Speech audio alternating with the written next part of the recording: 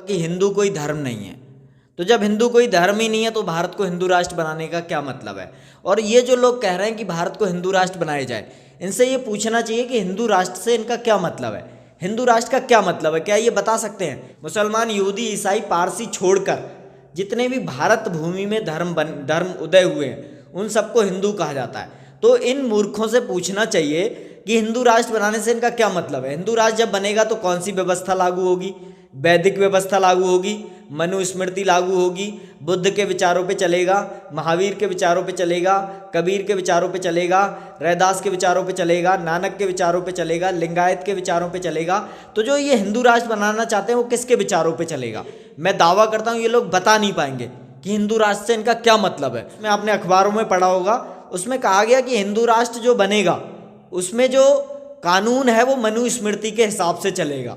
तो आप समझ सकते हैं हिंदू राष्ट्र से इन लोगों का क्या मतलब है। तो हिंदू राष्ट्र से इनका मतलब है कि भारत के जो 90% हिंदू हैं उन्हें गुलाम बनाना।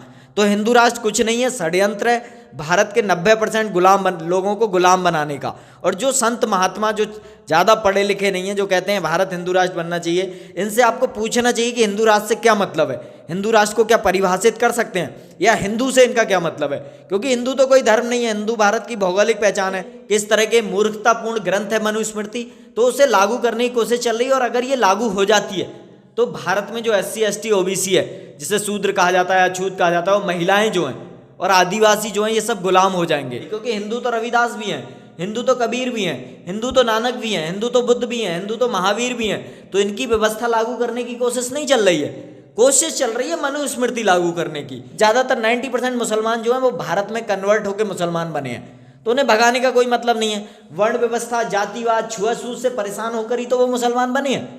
तो सारे OBC भाइयों को जानना चाहिए कि भारत जो है हिंदू राष्ट्र ही तो है। जब हमारा प्रधानमंत्री हिंदू है, हमारा राष्ट्रपति हिंदू है, और जो संविधान है वो 90% हिंदुओं के राइट देता है जो पिछड़ गए हैं। OBC को 27% आरक्षण देता है, हालांकि 54 मिलना चाहिए। SC ST को 21%, 22% आरक्षण देता है। तो ये सब हिंदू ही तो हैं। आप सभी भाइयों को नमस्कार, जय भारत। मैं आपका भाई मनोज मौर्य और आप लोग देख रहे हैं सम्राट दस्तक। तो दोस्तों आज हमारे साथ हैं संतोष साग जी, जो एक लेखक भी हैं और पत्रकार भी हैं। तो इस टाइम एक हमारे देश में बहुत मुद्दा गरमाया हुआ है कि जो भारत देश है उसको हिंदू राष्ट्र बनाना चाहिए। तो आज उसी पर चर्चा करेंगे। सर आपका स्वागत है मेरे चैनल में। बहुत बहुत धन्यवाद मनोज जी, आपका भी स्वागत है। तो सर जिस तरीके से हिंदू धर्म के संत महात्मा बोल रहे हैं कि जो भारत देश है उसे हिंदू राष्ट्र बनाना चाहिए, आपकी इस पर क्या राय है? देखिए, अभी जो एक बहुत सारे संत महात्मा हैं जो कथाएं कहते हैं और बहुत सारे कथावाचक हैं, जैसे कि एक महंत राजू दास है, एक और नाम है बागेश्वर धाम जो अभी ट्रेंडिंग में चल रहा है, जो लोगों की प्रॉब्लम बताने की दावा करता है। तो ये सारे लोग कह रहे हैं कि भारत को हिंदू राष्ट्र बनाया जाए। तो सबसे पहले तो मैं ये कहना चाहूँगा कि हिंदू कोई धर्म नहीं है। तो जब हिंदू कोई धर्म ही नहीं है तो भारत को हिंदू राष्ट्र बनाने का क्या मतलब है। और ये जो लोग कह रहे हैं कि भारत को हिंदू राष्ट्र बनाया जाए, इनसे ये पूछना चाहिए कि हिंदू राष्ट्र से इनका क्या मतलब है, हिंदू राष्ट्र का क्या मतलब है, क्या ये बता सकते हैं। क्योंकि जिसे आज हिंदू कहा जाता है, हिंदू भारत की भौगोलिक पहचान है। अर्थात भारत में रहने वाले किसी भी पंथ मत को मानने वाले जो लोग हैं उन्हें हिंदू कहा जाता है। इसमें बेसिकली हम छोड़ सकते हैं मुसलमान को, ईसाई को, यहूदी को और पारसी को। मुसलमान, यहूदी, ईसाई, पारसी छोड़कर जितने भी भारत भूमि में धर्म उदय हुए हैं उन सबको हिंदू कहा जाता है। तो इन मूर्खों से पूछना चाहिए कि हिंदू राष्ट्र बनाने से इनका क्या मतलब है। हिंदू राष्ट्र जब बनेगा तो कौन सी व्यवस्था लागू होगी, वैदिक व्यवस्था लागू होगी, मनुस्मृति लागू होगी, बुद्ध के विचारों पे चलेगा, महावीर के विचारों पे चलेगा, कबीर के विचारों पे चलेगा, रैदास के विचारों पे चलेगा, नानक के विचारों पे चलेगा, लिंगायत के विचारों पे चलेगा। तो जो ये हिंदू राष्ट्र बनाना चाहते हैं वो किसके विचारों पे चलेगा और हिंदू राष्ट्र से इनका क्या अभिप्राय है। पत्रकारों को इनसे पूछना चाहिए। मैं दावा करता हूँ ये लोग बता नहीं पाएंगे कि हिंदू राष्ट्र से इनका क्या मतलब है। और जो लोग हिंदू राष्ट्र बनाने की बात कर रहे हैं पढ़े लिखे लोग हैं। जैसे आपने देखा कि कुछ दिन पहले एक हिंदू राष्ट्र निर्माण समिति थी, उसने एक संविधान जारी किया कि हिंदू राष्ट्र संविधान का एक डॉक्यूमेंट 32 पेज का जारी किया। उन्होंने कहा कि हम हिंदू राष्ट्र बनाएंगे। तो उनका क्या था कि उसमें आपने अखबारों में पढ़ा होगा, उसमें कहा गया कि हिंदू राष्ट्र जो बनेगा उसमें जो कानून है वो मनुस्मृति के हिसाब से चलेगा। तो आप समझ सकते हैं हिंदू राष्ट्र से इन लोगों का क्या मतलब है और हिंदू राष्ट्र कौन लोग बनाना चाहते हैं। उसमें एक वकील था, उपाध्याय, एक तथाकथित संत भी था। तो हिंदू राष्ट्र से इनका मतलब है मनुस्मृति लागू करना, अर्थात ब्राह्मण, क्षत्रिय, वैश्य, शूद्र और अछूत की व्यवस्था लागू करना। तो हिंदू राष्ट्र से इनका मतलब है कि भारत के जो 90% हिंदू हैं उन्हें गुलाम बनाना। तो हिंदू राष्ट्र कुछ नहीं है, षड्यंत्र है भारत के 90% लोगों को गुलाम बनाने का। और जो संत महात्मा जो ज़्यादा पढ़े लिखे नहीं हैं, जो कहते हैं भारत हिंदू राष्ट्र बनना चाहिए, इनसे आपको पूछना चाहिए कि हिंदू राष्ट्र से क्या मतलब है, हिंदू राष्ट्र को क्या परिभाषित कर सकते हैं, या हिंदू से इनका क्या मतलब है। क्योंकि हिंदू तो कोई धर्म नहीं है, हिंदू भारत की भौगोलिक पहचान है। जैसा कि मैंने बताया, हिंदू एक संस्कृति है और भारत में जन्म लेने वाले सारे धर्म जो हैं वो हिंदू संस्कृति के अंतर्गत आते हैं। हिंदू कोई धर्म तो है नहीं। तो इन सबसे पूछना चाहिए हिंदू राष्ट्र का क्या मतलब है। और ये लोग हिंदू राष्ट्र नहीं, मनुस्मृति राष्ट्र बनाना चाहते हैं, जिसमें ये हम लोगों को गुलाम बनाना चाहते हैं। अच्छा सर, ये बताइए क्या जो हिंदू राष्ट्र बनाने से ST SC OBC समाज है वो क्या गुलाम हो जाएगा? निश्चित तौर पे। जैसे मैंने बताया कि अभी एक समिति है, हिंदू राष्ट्र निर्माण समिति, उसमें एक वकील था, उपाध्याय, उसका भाई भी था, एक और उसमें संत था। इन लोगों ने एक संविधान जारी किया, हिंदू राष्ट्र निर्माण समिति इनका नाम देके। तो इन लोगों पे अभी तक कोई कानूनी कार्रवाई नहीं हुई है। तो इन लोगों ने एक जारी किया संविधान, जिसमें इन्होंने कहा कि भारत में कानून वर्ण व्यवस्था से चलेगा, अर्थात दंड दिया जाएगा तो वर्ण व्यवस्था से दिया जाएगा। अब आप जाइए मनुस्मृति पढ़िए, उसमें दंड के विधान पढ़िए, किस तरह के मूर्खतापूर्ण ग्रंथ है मनुस्मृति। तो उसे लागू करने की कोशिश चल रही है। और अगर ये लागू हो जाती है तो भारत में जो SC ST OBC है, जिसे शूद्र कहा जाता है, अछूत कहा जाता है, वो महिलाएं जो हैं और आदिवासी जो हैं, ये सब गुलाम हो जाएंगे। ये लोग षड्यंत्र कर रहे हैं SC ST OBC के खिलाफ। और आज जो OBC वाले हैं बहुत उछलते हैं, तो उन्हें ये समझना चाहिए कि मनुस्मृति लागू करने का षड्यंत्र है। हिंदू राष्ट्र के नाम पर वैदिक वर्ण व्यवस्था लागू करने की कोशिश की जा रही है। ऋग्वेद का जो पुरुष सूक्त है, उसके 10वें मंडल में जो वर्ण व्यवस्था का उल्लेख है, उसे लागू करने की कोशिश की जा रही है। और भारत में कभी भी वर्ण व्यवस्था लागू नहीं रही है कानूनी रूप से। ये पहली बार कोशिश चल रही है। मतलब भारत बहुत बुरी स्थिति में जा सकता है, जैसी स्थिति में कभी नहीं गया। क्योंकि भारत में वर्ण व्यवस्था कभी लागू नहीं रही कानूनी तौर पे। उसकी एक सामाजिक स्वीकृति तो है, लेकिन ना तो मुगलों ने और पूरे भारतीय इतिहास में कभी वर्ण व्यवस्था जो है कानूनी तौर पे लागू नहीं रही। और आज ये अगर कोशिश कर रहे हैं उसे कानूनी तौर पे लागू करने की, तो आप समझ सकते हैं कितना बड़ा षड्यंत्र चल रहा है। और SC ST OBC इसमें निश्चित ही गुलाम बन जाएंगे। जो अभी एक समिति ने लागू किया, उस पर कानूनी कार्रवाई होनी चाहिए। भारत पंथ निरपेक्ष है, धर्म से कोई भी निरपेक्ष नहीं हो सकता। भारत पंथ निरपेक्ष है और पंथ निरपेक्ष को पंथ निरपेक्ष रहना चाहिए। हम नहीं चाहते कोई मनुस्मृति लागू हो, कोई वर्ण व्यवस्था लागू हो, क्योंकि हम मनुस्मृति और वर्ण व्यवस्था को नहीं मानते। अच्छा सर, आप बोल रहे हैं कि अगर हिंदू राष्ट्र बना तो ST SC OBC समाज है वो गुलाम हो जाएगा। अगर आप कह रहे हैं ये बात, आप भी OBC हैं भाई, हमारे सबसे ज़्यादा OBC समाज के भाई मांग करते हैं कि भारत को हिंदू राष्ट्र बनाना चाहिए। तो क्या उनको मालूम नहीं है कि अगर भारत हिंदू राष्ट्र बना तो वो लोग गुलाम हो जाएंगे? आपके इस पर क्या राय है, बोलिए। उन्हें तो ये भी नहीं मालूम कि जो हिंदू है वो धर्म नहीं है।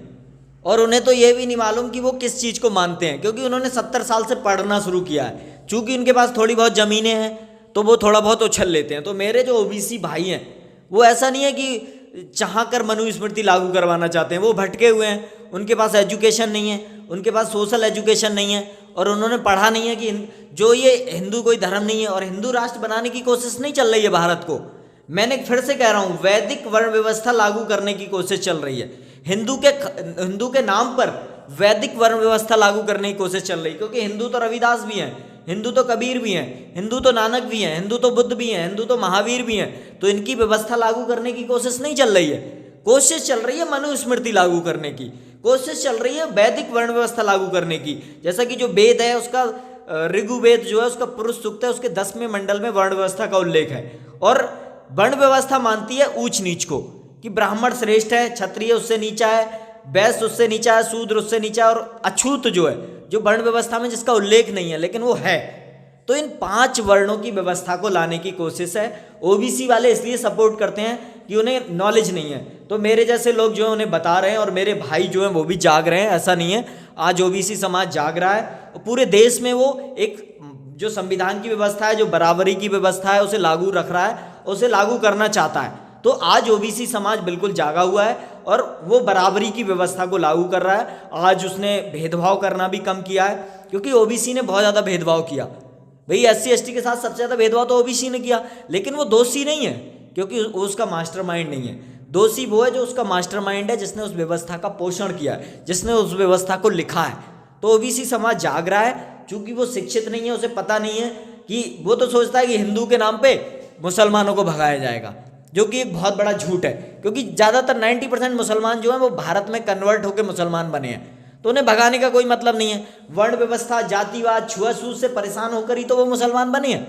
और जो भारत का ही है, जो 3000 साल से भारत में रह रहा है, जो कन्वर्ट होकर बना है, उसे भगाया नहीं जा सकता। वो हमारे ही भाई हैं। ओबीसी मुसलमान जो वो ओबीसी हिंदुओं के भाई तो है। तो चल क्या रहा है कि मुसलमान का एक उनके मन में बिठा दिया जाता है, मुसलमान के प्रति नफरत सिखा के उन्हें तैयार किया जाता है वैदिक वर्ण व्यवस्था लागू करने के लिए या मनुस्मृति लागू करने के लिए। वो कूदे कूदे घूमते हैं, उन्हें पता ही नहीं है कि जब हिंदू राष्ट्र से इनका क्या मतलब है। तो मैं उन सारे ओबीसी भाइयों से कहना चाहूँगा कि जब भी आपसे कोई संत, महात्मा, कोई भी राजनेता हिंदू राष्ट्र की बात करे तो उससे आप पूछो हिंदू राष्ट्र का क्या मतलब है। हिंदू राष्ट्र जब बनेगा तो आपका उससे क्या मतलब है? क्या वर्ण व्यवस्था लागू होगी? और वर्ण व्यवस्था लागू होगी, आप ही गुलाम बनोगे। तो सारे ओबीसी भाइयों को जानना चाहिए कि भारत जो है हिंदू राष्ट्र ही तो है। जब हमारा प्रधानमंत्री हिंदू है, हमारा राष्ट्रपति हिंदू है, और जो संविधान है वो 90% हिंदुओं के राइट देता है जो पिछड़ गए हैं। ओबीसी को 27% आरक्षण देता है, हालांकि 54 मिलना चाहिए। एससी एसटी को 21%, 22% आरक्षण देता है। तो ये सब हिंदू ही तो हैं। तो संविधान हिंदुओं के राइट प्रोटेक्ट करता है, हिंदुओं को समानता का अधिकार देता है। तो ये सब हिंदुओं की बात तो है।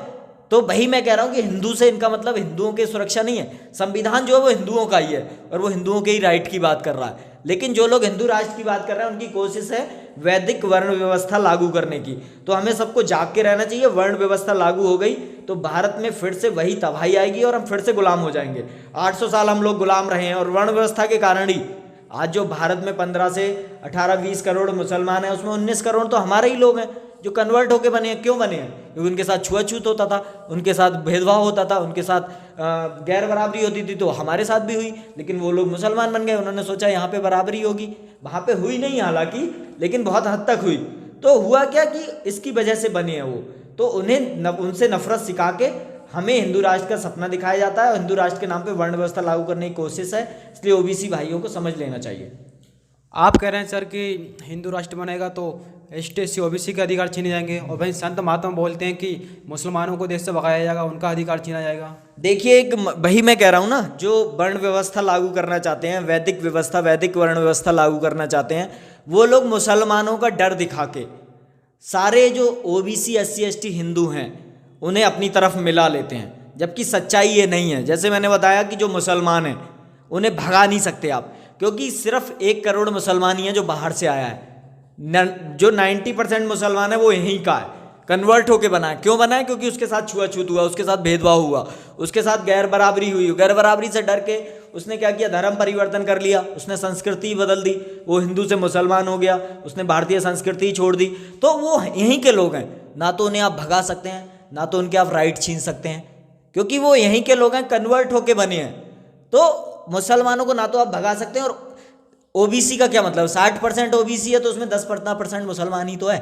ओबीसी में पहले से ही है, वो हमारे भाई हैं, तो उनसे ना तो हमें कोई नफरत है, ये लोग उनसे हमें नफरत सिखा रहे हैं। हमारे ही लोगों को पहले इन्होंने छुआछूत किया, छुआछूत की वजह से वो मुसलमान बन गए, अब उनसे नफरत सिखा रहे हैं।